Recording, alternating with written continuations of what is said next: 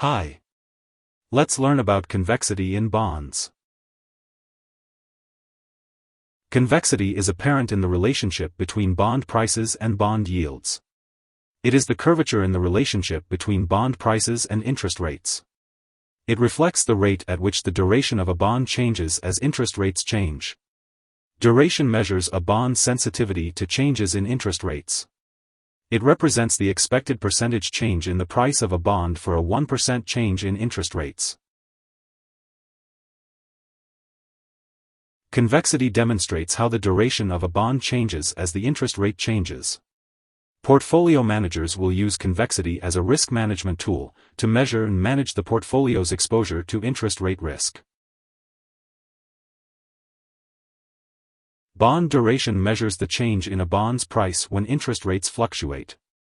If the duration of a bond is high, it means the bond's price will move to a greater degree in the opposite direction of interest rates.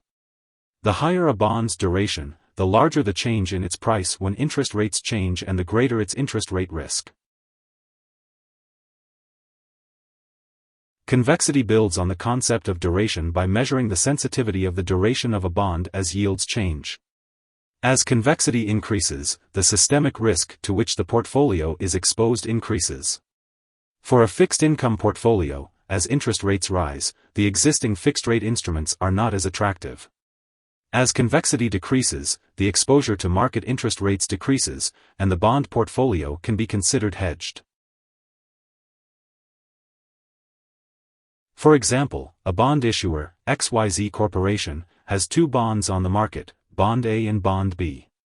Both bonds have a face value of $100,000 and a coupon rate of 5%. Bond A matures in 5 years, while Bond B matures in 10 years. Using the concept of duration, we can calculate that Bond A has a duration of 4 years while Bond B has a duration of 5.5 years. This means that for every 1% change in interest rates, Bond A's price will change by 4% while Bond B's price will change by 5.5%. If a bond's duration increases as yields increase, the bond is said to have negative convexity. If a bond's duration rises and yields fall, the bond is said to have positive convexity. Here are 5 key takeaways. 1. Convexity is used to measure a portfolio's exposure to market risk. 2. Convexity is the curvature in the relationship between bond prices and bond yields. 3. Convexity demonstrates how the duration of a bond changes as the interest rate changes.